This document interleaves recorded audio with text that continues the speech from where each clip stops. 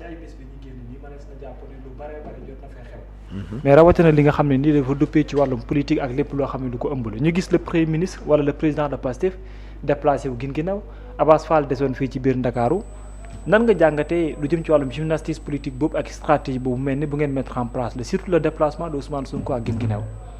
waaw mais xam nga Babacar maa ngi koy wax léegi Ousmane Sonko dafa raw la classe politique. d'accord Babacar dañuy jaaxle. ci ni Pastef occuper l'espace public. l'espace politique.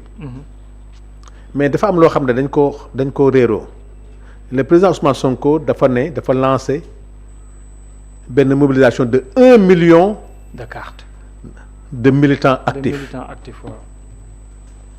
bi mu ko lancé nit ñi di xalaat 1 million nangam. waaw période bi mu ko lancé ak période tournée bi ci la gars yi door a xam ne nekk na kii am na lu ko tax a jóg mooy. mu ngi ko lancé moment bi nga xam ne. waaw ci calendrier électoral. oui day tomber ak la révision des listes électorales. loolu lu waral loolu. li waral loolu mooy day dem ci élection locale 2027. waaw te Babacar en matière de stratégie électorale pour gagner une élection on la gagne durant la révision des listes électorales. ah bon ah oui. li firndeel loolu. firnde bi mooy. waaw élection nit ñi dañ daan dem ci élection yaakaar ci ay électeurs. waaw doo maîtriser yow sa base électorale. maanaam doo mën a wax ne man ci inscription boo seetloo bu njëkk ba inscription sur les listes électorales nit ñi dañ ko daan caaxaan dem nii rek mais fii boo xoolee listingu xam nga nit ñi day wax carte bi carte léegi ngay dégg. waay carte de membre mais boo xoolee listingu Pastef nom prénom date de naissance adresse numéro carte d'identité numéro carte d'électeur ou numéro de récépissé mooy 1 million de militants actifs 1 million d'électeurs sûrs. boole nag ci des nga teg. yeneen nag mooy les électeurs les sympathisants. d'accord ñu systématiser ko parce que Pastef sympathisants yi ëpp na parti bi 3 à 4 fois mais 1 million yi moom di nga xam dans chaque localité lan moo fa nekk à partir de cette base maintenant électorale ma xam ne yaa ko moomal sa bopp. waay franchement lancé nag luy tuddee les U17 xale yi am 17 ans. ak xale yi nga xam ne. pouvoir bi pour le pouvoir sortant tous les primo-votants seen carte d'identité def defoon non votant ñooñu nag ñu lancé leen pour que ñooñu ñëpp mun a inscrire loolu nag moo coïncider maanaam tournée président Ousmane Sonko bi tous les week-ends. moom bu nekkee benn localité. responsable département communaux yi ku nekk sa biir gox yaa ngi def de l'animation boo xoolee démb agenda bi Abass Fall décliné. waay tu verras la prochaine ba ci biir koor gi c'est des activités yoo xam ne. ay ndogu ay animation ay travaux yi nga xam ne. vraiment dafa jëm ci ay setal dem dans la citoyenneté. loolu nag day dem ba finalement l'espace politique dootoo gis kenn xam nga lu tax. l'opposition va être à la défensive te gàcce opposition mooy lan Ousmane Sonko jóge na Guinguinéo gis li mu mobiliser ku fa dem di fa mobiliser boo feesul salle de classe. moralement tu seras atteint yëgal na niveau bi boo xam ne tey fu mu jaar boo fa jaaree rek am gàcce te loolu day jouer sur la psychologie électorale des partis politiques loolu nag moo tax il a préféré élever le niveau dans toutes les communes dans tous les départements ba nga xam ne yow booy dem ci fenn fekk ne Babacar Kébé dajale la fa 300 personnes sanu joon ni ñëw nekk ci benn néeg balaa élection jot ki gars yi nag kii jaru ko voilà ce qu'il a réussi maintenant dans le cadre d'un parti politique daf ci am loo xam ne information d'abord. L'information mooy le parti doit être informé d'abord du programme électoral war a être informé de l'action gouvernementale lan na fi gouvernement bi jot a def ak yéen lan mooy ci seen wàll lan ngeen war a communiquer par rapport à ce que le gouvernement est en train de faire sur le plan économique gouvernement bi wàññi na fi les denrées wàññi na fi lii wàññi na fi nii ñu ngi dem ci gaz tout pot bi problème mu commercialisation arachide bi am na problème lan moo tax mu am problème parce que c'est des choix économiques qu'on a fait parce que au lieu ñu koy jaay chinois yi léegi dañ ko bëgg a transformer suñu dëkk. loolu yëpp nag sa tournée politique bi da lay permettre nga wax ak militants yi wax ak électeurs yi pour wane ne jafe-jafe bor bi ñu am tey. lii moo ko waral heureusement sax tey am na ay mouvement citoyen boo xam ne Babacar mu ngi nii dañuy lancer benn pétition boo xam ne. waaw sénégalais yi du état nag état moom amul droit def ko. mooy lii. dinañu ko jëlal. waaw kese waaw. tey jii dañoo waxtaan ay citoyen ne du ñu fay bor bi duñ ko fay parce que population bi nga xam ne. waaw dañ ko leb seen tur autorisé wuñ ko. d'accord donc population am na droit moom baatam la dénk assemblée nationale. bor boo leb te jaarul assemblée nationale bor boobu engagé population bi te gis nañ ne bor bii nga xam ne daf ñu xoj.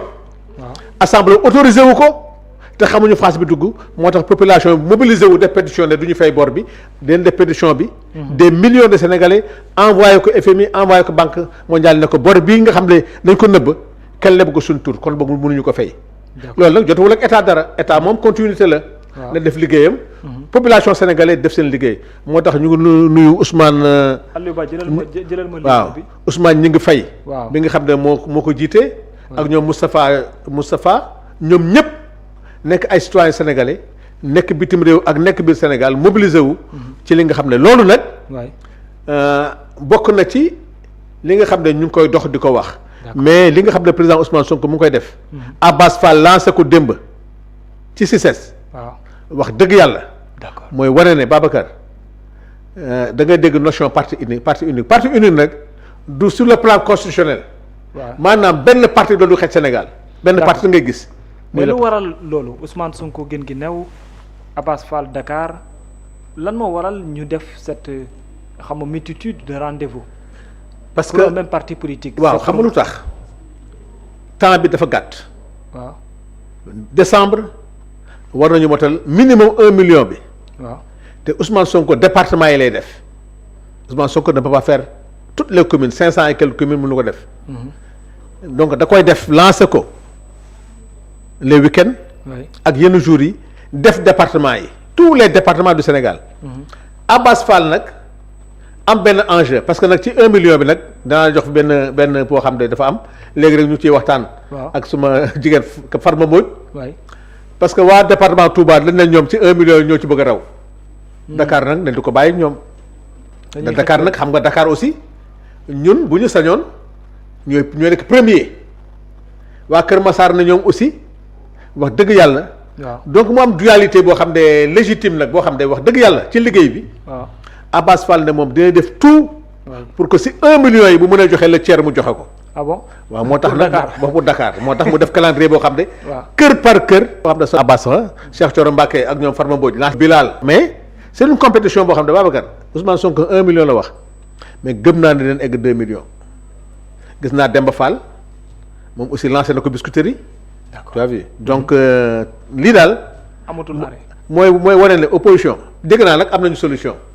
nee na ñoom dañuy def benn union fédération xaw ma lan de l'opposition. parce que y a une nouvelle responsabilité FDR qui s'apprête à faire une unité. waaw Babacar. loolu mooy seen solution mais wax dëgg yàlla nag nangul naa leen ko parce que xam nañu ne attanuñu Pastef moo tax ñoom ñu yaakaar na bu ñu boolee xam nga li gën a ñaaw nag ngeen boole lépp Ousmane Sonko duma leen te fa lañ jëm c'est-à-dire lii mooy Babacar je vous assure que fi ñu jëm. Si l'opposition parce que danger bi Babacar. L'opposition ne veut pas se réinventer. ay xale. tey boo gisee ay Babacar Gaye ay Moustapha Diakhaté ñooñu c'est-à-dire il faut que ñu nangu ne. seen temps jeex na nañu bàyyi xale yi ñu liggéey réew mi. le pouvoir xale yi jël nañ ko. mag mën naa bàyyi ci réew. non xoolal doyen àllkat wala doyen Mayobe mais mag mooy defar nañuy wax mais mag mu yàq. moom nga xam ne sa gémmiñ nàcc rek Moustapha Diakhaté bu waxee rek nga jàpp sa bopp Babacar Gaye bu waxee nga jàpp sa bopp mais tey ñooñu ils ont oublié que ne ñoo géré woon réew mi tey li dal yëpp ci réew mi toutes les mauvaises politiques tey nañu xoolaat seen bilan. mais ci biir discours am ñu bëree bëri jàngee ci lu bëree bëri mais yow bëgg naa la ci déglu parce que nee na leen li ci gën a intéressé mooy élection locale yi xam nga d'habitude dañuy faral di gis ay liste parallèle nee na ku dem nag bul ñëwaat. Babacar. lu waral mu jël discours boobu ci waxtu bi surtout. parce que Babacar Pastef dafa jàng trop ci li passé Babacar rey sa bopp mënul weesu tendance baax na mooy li ma la wax xam nga tendance. ku genre wujje la. waaw wujje bi pour ku nekk wane li nga mën.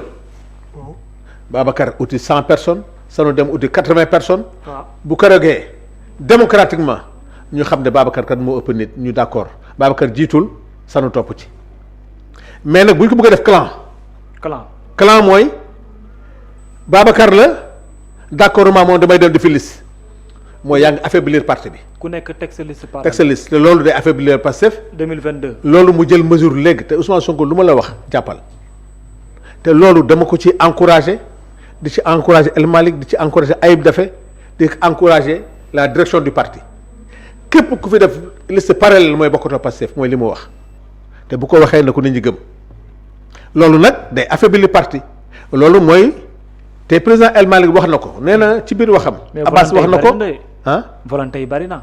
déjà à Pikine mais baax na am na confrontation. baax na à Kaolack déjà am na confrontation. waaw gis naa ak yeneen yoo xam ne am na confrontation. loolu ça va révéler quoi dès maintenant. c'est ça un parti qui vit c'est ça la démocratie interne. la choc des ambitions. la choc mais président Ousmane Sonko ça détruit aussi. waaw mun na détruire mais président Ousmane Sonko nee na yéen tànnal seen bopp cela veut dire que compétition bi normale la. primaire yi c'est-à-dire man dans ma commune j'ai vu que ñoom waxtaan nañu réunion discuter seen biir ba tànn un candidat muy dem ba xam nga loolu c'est démocratique. waaw du tee dina am koo xam de d'accordul mais bu d'accordul aussi kenn sant ko mu dem defi liste parallèle. dans toutes les communes nga xam ne parti ko tënk. parti la tënk képp koo xam ne d'accordoo mun nga def recours baa nga dem seeti direction parti bi wax lu tax d'accordoo mais bu parti bi décidé validé li ñu def amatoo droit def liste boo defee liste mooy bàyyi nga moo tax président Ousmane Sonko bi muy def liste à l'Assemblée nationale mu def lépp ci turu Pastef ñi dem ci coalition yépp kenn mënu dàq nit tous les partis yi nga xam ne dem na assemblée en coalition su député bi démissionné mënoo ko dàq parce que le texte ne parle pas de coalition il parle de parti fii nag c'est sûr que élection locale ñëpp vont partir sur la liste de Pastef képp ko demu ci liste Pastef mooy bokkatoo Pastef on va te retirer ta carte te loolu bu ko président Ousmane Sonko waxee waxaat lu am solo mooy les problèmes internes se règlent à l'intérieur du parti El Malick jaaraat na ci Abbas Fall jaaraat na ci présidente Maïmouna Dièye jaaraat na ci que les adversaires de Pastef ce sera dans Pastef donc ñooñu. loolu moom lu muy firndeel. ab gaar ngeen di defal waa coalition Diomaye wala ndax ñenn ci opposition bi ngeen di waxal ñooñu moom c'est ñooñu pourquoi nga tuddee ko coalition Diomaye. non changé na tur. déet waay doyen. non changé na tur. changé tur waaw. coalition contre Ousmane Sonko la léegi. doyen. non c'est officiel léegi. ah bon. ce n'est plus coalition Diomaye c'est une coalition contre le président Ousmane Sonko. ça a démissionné gul de. kan si. Diomaye il va prendre sa carte. ah bon. ah oui médiatisé nag il va prendre sa carte ñëpp sénégalais yëpp gis ko mu Ousmane président Diomaye carte Pastef président Diomaye il porte le projet Pastef président Ousmane Sonko di président partem président Ousmane Sonko nekk son paravent numéro 1 wane nañ ko fii bi suma grand Doudou Wade waxee. waaw ci leen xam ne ñii président Diomaye taxu leen jóg. donc xam nga keroog yàlla moo feeñal mbir. waaw bi président ñoom Babacar Gueye ñoom Moustapha Diakhaté ñoom ñeen attaqué président Diomaye di wax nguur geeg ay def nangam ay xaw ma Jakarta maa ko yor te ku doon defaan Diomaye keroog bés war nga jóg ñoom ñu loolu duñ jóg ñoo jóguñu. xam kon ñooñu alimenté yenn coow yi. waaw xam kon ñooñu président Diomaye taxu leen jóg ñi jóg mooy lan mooy waa Pastef. ñu waa jóg Pastef di ci xeex di ci wax ba loolu am kon wane na léegi le mouvement là c'est un mouvement contre le président Ousmane Sonko moo tax ñoom ñu naan président Diomaye jëlal sa responsabilité léegi nag comme que feeñal nañ leen nangul leen ko mais buñ ko tuddee ci loolu nañ ko tuddee mouvement contre le président Ousmane Sonko. D'accord. C'est un mouvement qui vient d'être né. Non bu nee sax c'est un mouvement boo xam ne dafa dévoiler sa stratégie dégg nga Bougar keroog. mais face à l'opposition une opposition organisée ou bien une opposition boo xam ne ñoom ñëpp aussi ñu ngi ci vente de cartes. yàlla xam Khalifa ne Babacar Sall qui était à Kaolack. Oui. Barthélémy Toye Dias qui est en tournée avec les religieux. loolu tamit un avertissement la pour vous. waaw mais que ne opposition bi tamit tegg mu seen tànk surtout Khalifa ci waxtu bi muy def. waaw mais xam nga loolu mooy démocratie loolu bu njëkk ba parce que bu ko doon def nemee ko tuur gars yi dañ koy tas ku dinaa la yëgal leen nag jàpp ko tey waaw ci régime bii code électoral bii ñëw waaw Babacar dañoo yàgg a wax ne Sénégal est un pays démocratique les élections c'est faux c'est faux ci régime bii la ñuy xam ne on a un régime démocratique xam nga foo koy xamee déedéet code électoral boo xam ne Babacar dañ naan la boo amee 6 mois tu n'es plus candidat boo amee 6 mois.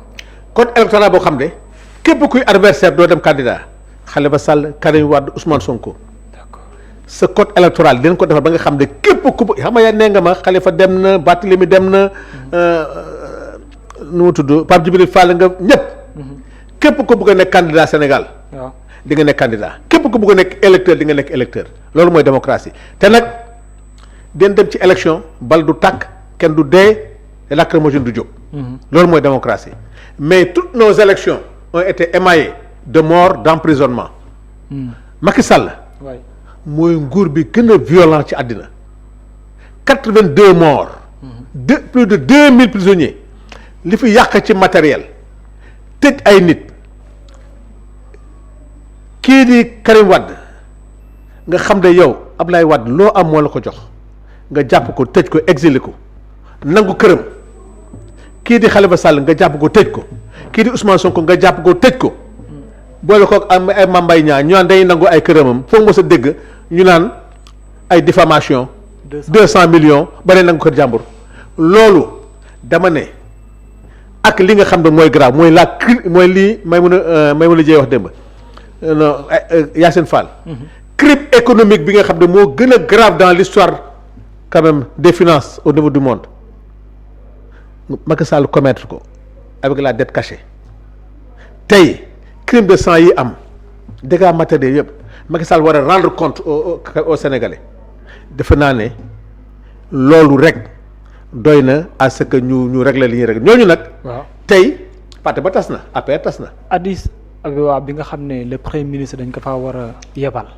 ngir ñu teewal président de la république te ñuy junj lu jëm ci wàllum candidature l'ancien président Macky Sall comme ni nga ko waxee loolu it Sénégalais yi lañ cey xaar bari na. ok yàlla xam ne dañuy fo Babacar Sénégal dañuy fo dañu bëgg a divertir. dañu bëgg a divertir. y a pas possibilité. non amul sax ça ne se posera même pas ça ne se posera pas ñoom ñoo ñu bëgg a divertir suñuy wax parce que ñun nee naa la xam nga lu ñu taal xam nga suñu calendrier. fexe ba Macky Sall rendre compte ñun xalaat nga. waaw 82 morts ci régime Macky Sall dette cachée ci Macky Sall tey loolu yëpp am fi li fi nekk ci yàqu-yàqu ci ñaawteef ñuy demander procès ñu ne Macky Sall moo doon celui qui a prêté serment.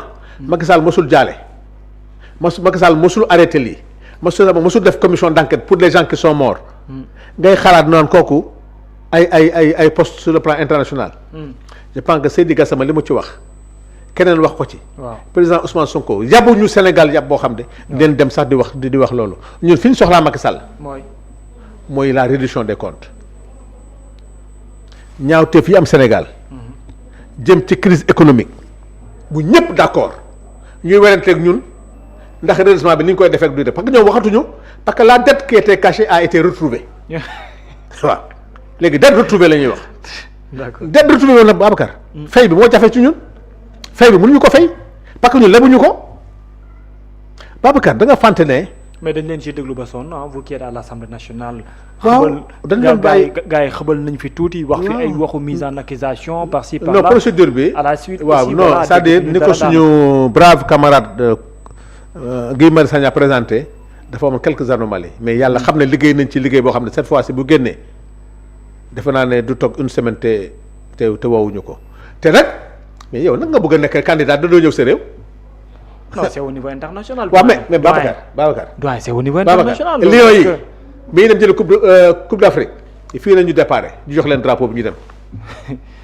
léegi yow loo bëgg a wax foofu. Macky Sall xanaa kañ bu naan day ba Sénégal dina ñëw fii waxtaan Sénégal jox ko suñu drapeau. mu doog a dem.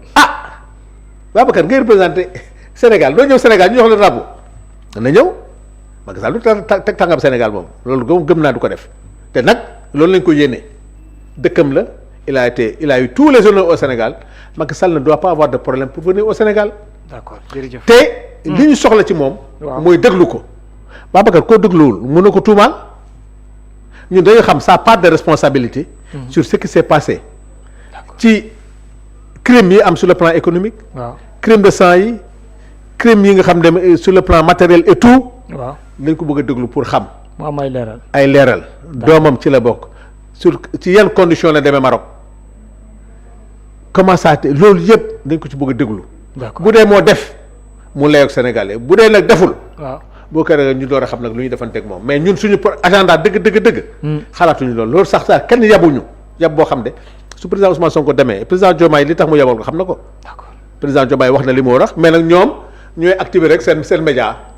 pour lëndëmal ñoo pour wax ne nangam mais d'accord loolu pour ñu débattre si dina ñëw Sénégal ñu débattre ci ba pare. jërëjëf loolu mooy jërëjëf honorable en tout cas amoon naa mbégte gu mag a mag amoon na ñaari poñ yoo xam ne waroon nañ ci yokkaat waaye waxtu bi en tout cas maa ngi lay remercier bu baax a baax surtout ci disponibilité bi jaajëfalaat la encore une fois ci pertinence bi. jërëjëf Babacar man na plaisir la toujours plaisir partagé ak yow partagé ak Seneweb dina ñaan yàlla rek yàlla yokk leen. jërëjëf yàlla yokk leen bu ngeen yokkoo rek tey président Ousmane Sonko wax na ko El Malick wax na ko démb. waaw mooy tey bu ñu yegsee fii rek c'est grâce à ces médias en ligne. jërëjëf mu la wax nañu war leen dooleel. nañ gën a bàyyi xel incha allah. may delloo njukkal. Babacar teranga moo am solo. reconnaissance moo am solo. loolu c'est vrai. lii président El Malick def démb ak président Abbas di rendre ñu hommage man ak. Samba Tall gis naa leen. wax dëgg yàlla maa ngi leen ciy remercier de plus. loolu rek Babacar doy na sëkk. waaye nag nekk mu ñëw maa ngi koy xaar depuis boobu léegi ay weer a ngi nii. kan la si. mon grand Abbas Fall. non Abbas fii laa koy waxee. waaw. man moom def naa ne tey wala suba dinaa ko gis comme ça mu ñëw. waaw parce que Abbas monsieur le maire. le grand maire koy xaar depuis boobu. mais non comme que moom def na agenda bi. bu liggéey saa moom te dégg nga dem buntu bi te da koo tëj. noonu la ko ubbi dégg nga El Malick ne la. on va retrouver les plateaux. mais pas n'importe quel plateau nag. d'accord. pas n'importe quel plateau. plateau yi gars yi fii yëpp. déedéet am na lu ñu ñaan. defe naa la ñu ngi ciy liggéey. parce que ñoom dañoo ñaan cessez-le-feu pour 72 heures yi. d'accord xale yi nag d'accord nañu 72 heures yi mais. à condition kenn bañ a waxati Ousmane Sonko. mais nag 72 heures yi moom pour ñu arrêté ko. comme que fa lañ demandé ñoom aussi nañu bàyyi Ousmane Sonko bu ñu ko bàyyiwul 72 heures yi xale yi dañ ko yëkkatiwaat. d'accord ok merci beaucoup. jërëjëf mu nekkoon doyen Sanu Dione nekkoon député ci 14e législature bi jaajëfal ko bu baax a baax ci disponibilité am jaajëfal leen tamit ñi nga xam ne yéen ñu doon teewlu Aline Ba Omar Sakho ñoo nekkoon ci wàllum xarala gi Baas moom moo nekkoon ci wàllum affiche bi mbokk yi jërë ngeen jëf ñu yendoog jàmm. jaajëf.